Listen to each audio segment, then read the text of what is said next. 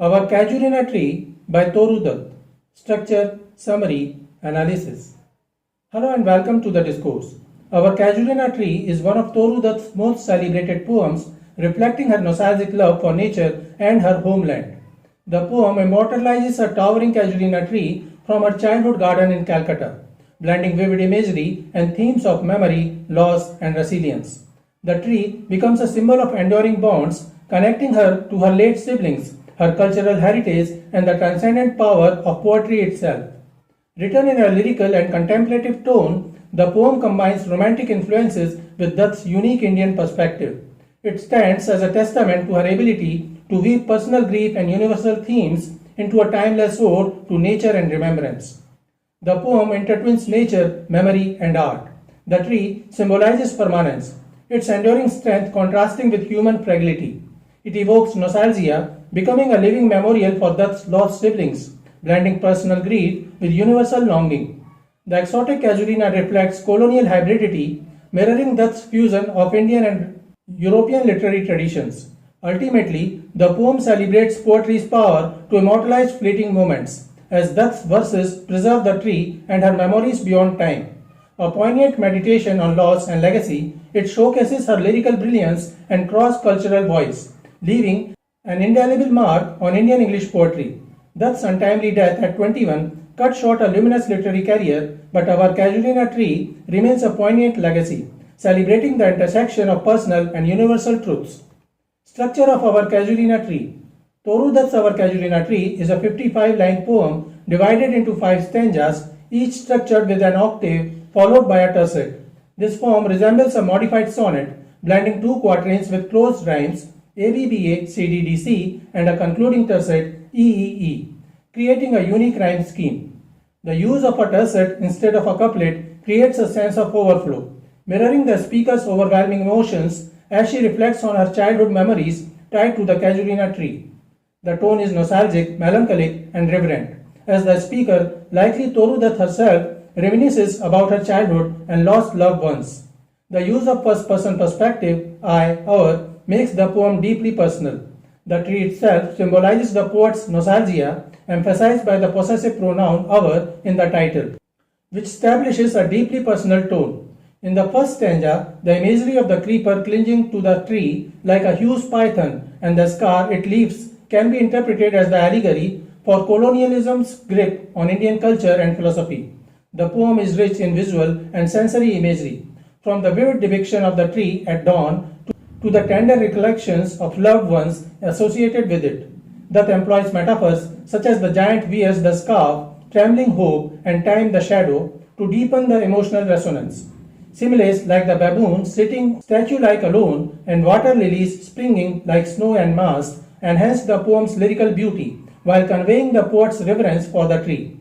Through these devices, Dutt immortalizes the Casuarina tree as a vessel of memory, blending personal grief with broader cultural reflections. Summary of our Casuarina tree. Stanza 1, lines 1 to 11. Like a huge python winding round and round, the rugged trunk indented deep with scars, up to its very summit near the stars. A creeper climbs, in whose embraces bound no other tree could live, but gallantly the giant wears the scarf, and flowers are hung in crimson clusters all the boughs among, whereon all day are gathered bird and bee. And oft at nights the garden overflows with one sweet song that seems to have no close, sung darkling from our tree while man repose. Toru Dutt's Our Casuarina Tree opens with a masterful simile like a huge python that immediately coils the reader into its world, comparing the strangling creeper to a constrictor snake. Its kinesthetic imagery of winding round and round, creating visceral tension. This ominous opening transforms into a paradox of endurance as the personified tree, anthropomorphized as the giant wearing the scarf, stands scarred yet triumphant, its wounds offset by the vibrant visual imagery of crimson clusters that attract buzzing life. The stanza builds to a haunting auditory image. The endless nocturnal song, whose very boundlessness seems to have no close, metaphorically suggests how memory persists beyond physical reality. Dutt layers these devices to construct multiple symbolic readings. The python creeper's symbolic colonial oppression contrasts with the tree's resilient Indian identity, while the contrasting imagery of scars versus blossoms mirrors how trauma and beauty coexist in remembrance. The mysterious night song operates as both symbol and auditory motive, its eternal quality reflecting how the past continues to sing through present consciousness. Even the structural choice to end with lingering night music while men repose foreshadows the poem's central tension between the waking world and dreamlike recollection. Through this rich interplay of devices, a simple tree becomes a living metonymy for cultural heritage, personal history, and the indestructible nature of emotional truth. The poet's strategic juxtaposition of constriction and vitality creates a dynamic tension that pulses through the stanza, much like the extended metaphor of the tree as a wounded yet unbowed warrior. This imagery system culminates in the oxymoronic sung darkling, where auditory brightness pierces visual darkness, mirroring how memory illuminates the shadows of loss. Every technical choice, from the python's zoomorphic imagery to the tree's anthropomorphic dignity, conspires to transform botanical observation into a meditation on time's passage and the tenacity of cultural identity under pressure. Stanza 2, lines 12 to 22. When first my casement is wide open thrown, at dawn my eyes delighted on it rest. Sometimes, and most in winter, on its crest, a grey baboon sits statue-like alone, watching the sunrise, while on lower boughs his puny offspring leap about and play. And far and near kokilas hail the day. And to their pastures wend our sleepy cows, and in the shadow on the broad tank cast by that hoar tree, so beautiful and vast, the water lilies spring, the snow enmasked. The stanza opens with an intimate personal vignette, as the speaker describes her dawn ritual of gazing at the Casuarina tree through her open window. The visual imagery immediately establishes a tone of quiet reverence, framing the tree as both a daily comfort and a source of wonder. This tranquility is juxtaposed with a striking tableau of a baboon perched statue-like alone on the tree's crest, a metaphor for stillness that contrasts with the playful chaos of its offspring leaping below. The baboon's solitary watchfulness evokes a symbolic guardianship, as if it, like the poet, is mesmerized by the tree's majesty. Meanwhile, the auditory imagery of kokilas, Indian koals, singing and cows rambling to pastures layers the scene with a symphony of rural life, embedding the tree within a broader ecosystem of harmony and routine. Dutt's natural imagery crescends into the final lines, where the tree's hoar grandeur casts a shadow over a tank, its surface dotted with water lilies that spring like snow and mast. This simile transforms the lilies into a visual paradox, both a cold, distant snowfall and a vibrant, living blanket, mirroring how the tree bridges the mundane and the sublime. The contrast between the baboon's stoic isolation and the lively offspring, or between the static shadow and the springing lilies, reflects the poem's broader themes of time's passage and the coexistence of decay and renewal.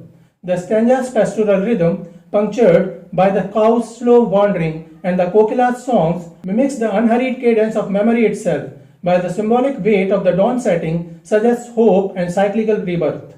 Stanza 3, lines 23 to 33. But not because of its magnificence, dear is the Casuarina to my soul. Beneath it we have played, though years may roll.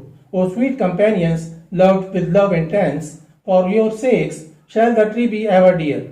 Plant with your images it shall arise in memory till the hot tears blind mine eyes.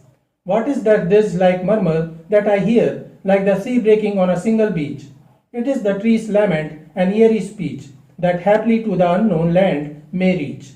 This stanza shifts from the tree's physical grandeur to its emotional significance, revealing that the speaker's attachment stems not from its magnificence but from the cherished memories of playing beneath it with lost companions. The direct address, O sweet companions, ruptures the poem's descriptive flow with a sudden outpouring of grief, tying the tree irrevocably to personal loss. The Casuarina becomes a living memorial, its presence so intertwined with the past that its rustling leaves morph into a dirge-like murmur, a metaphor for both the tree's lament and the poet's sorrow. The simile comparing this sound to the sea on a single beach universalizes the grief, evoking cyclical, inevitable waves of mourning.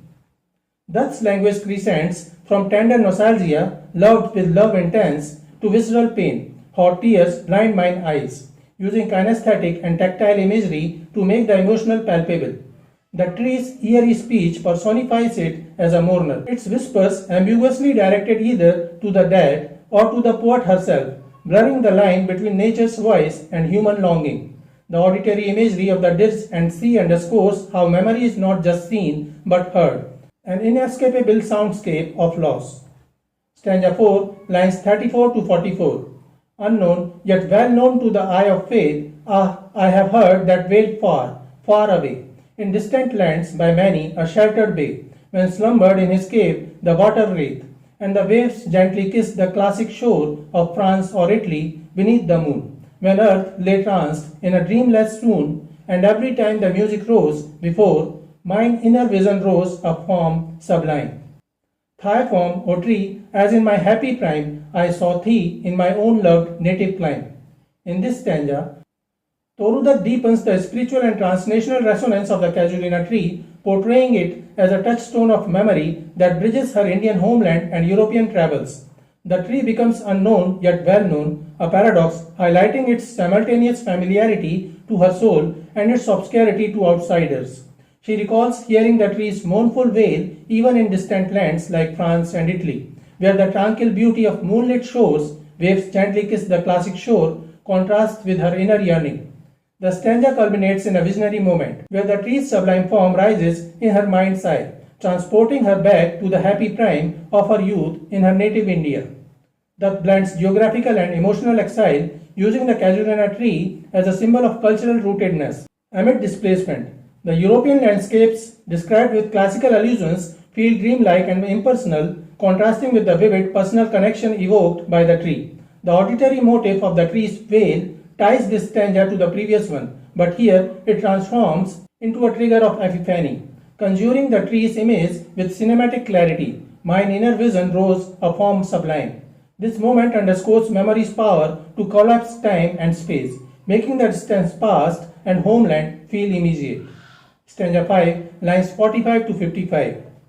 Therefore I fain would consecrate a lay unto thy honour, tree beloved of those who now in blessed sleep for I repose, dearer than life to me, alas, were they. Mayest thou be numbered when my days are done with deathless trees like those in Borodale, under whose awful branches lingered pale, fear trampling hope and death the skeleton, and time the shadow, and though weak the verse, that would thy beauty fain, O fain rehearse, may love defend thee from oblivion's curse. In this stanza, Toru Dutt elevates the Casuarina tree to a sacred symbol, vowing to immortalize it through poetry, consecrate a lay. The tree is now beloved not just by her, but by the dead, those who now in blessed sleep for I repose, emphasizing its role as a living memorial. She wishes for it to join the ranks of mythic, deathless trees, like those in Borodale, a reference to Wordsworth's yew trees, where abstract forces fear trembling hope and death, the skeleton, and time the shadow lurk. Despite acknowledging her verse's inadequacy, she hopes love alone will shield the tree from oblivion. The stanza synthesizes the poem's central tensions: memory versus forgetting, life versus death, art's power to defy time. The act of consecrating a lay, a song or poem, ritualizes the tree's significance, framing poetry as an act of preservation.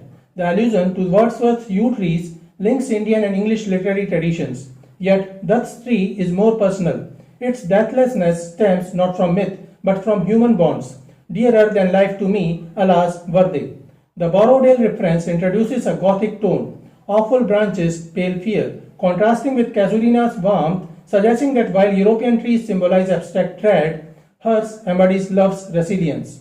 The closing lines, though weak the verse, humble her poetic ambition, yet the final plea, my love defend thee, elevates emotion above art, implying that memory outlasts even poetry. The poem culminates in a prayer, not to gods, but to love itself, the final fragile bulwark against oblivion. The tree, now both relic and talisman, stands as a testament to how grief can root us in the eternal. So this is it for today. We will continue to discuss the history of Indian English literature.